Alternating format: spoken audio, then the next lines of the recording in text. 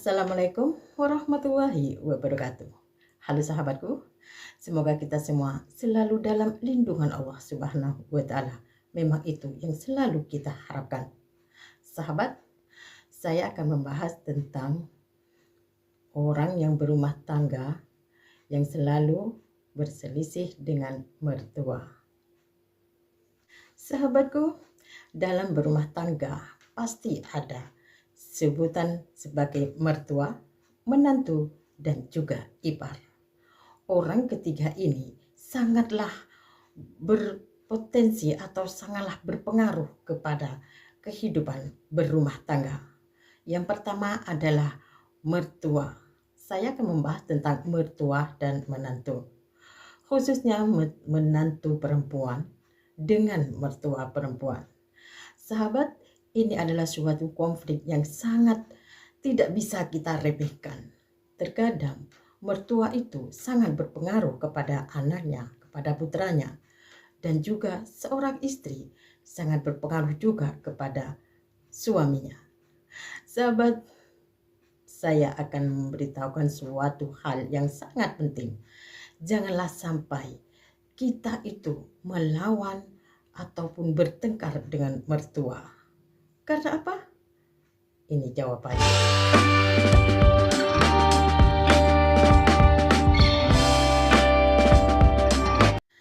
Memang seorang istri dan mertua itu bagaikan kucing dan tikus kalau kita menganggapnya dalam posisi negatif. Tapi kalau dalam posisi positif, bagaikan seorang ratu dan putrinya. Sahabat, kebanyakan dan suatu mayoritas kehidupan berumah tangga yang bermasalah adalah menantu perempuan dan mertua perempuan.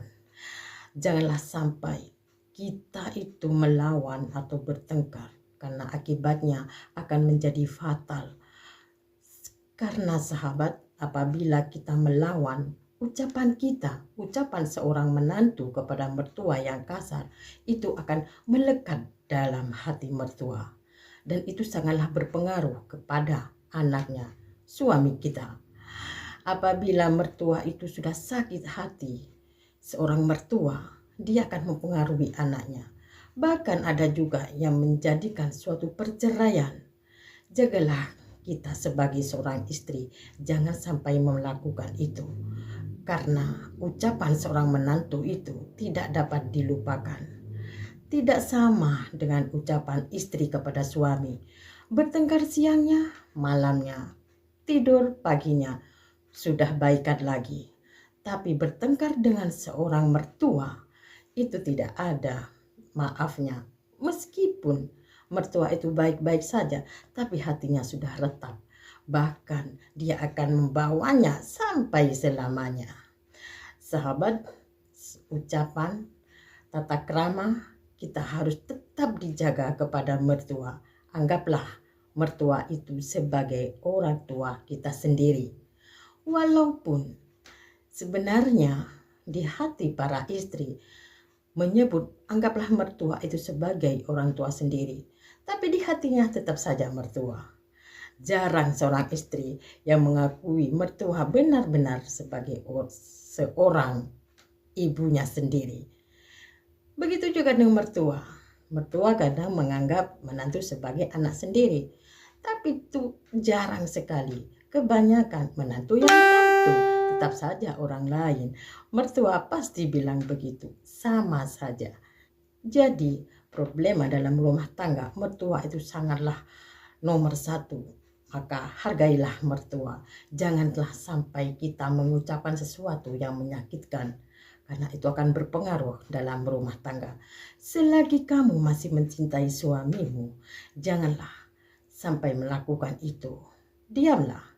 Lebih baik kamu diam, jangan melawan. Memang begitulah orang tua. Dan kita harus sadar di mana posisi kita. Posisi kita hanya seorang menantu. Sebagaimana yang kita rasakan, mertua ya tetap mertua. Bagikan orang lain. Seperti yang mertua katakan, menantu ya menantu seperti orang lain. dan dia hanya menganggapnya sebagai seorang anak sendiri.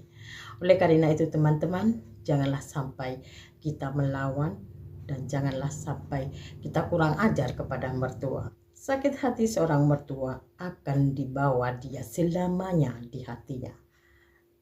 Oleh karena itu teman-teman, semoga kita semua menjadi menantu yang baik buat mertua kita. Wassalamualaikum warahmatullahi wabarakatuh.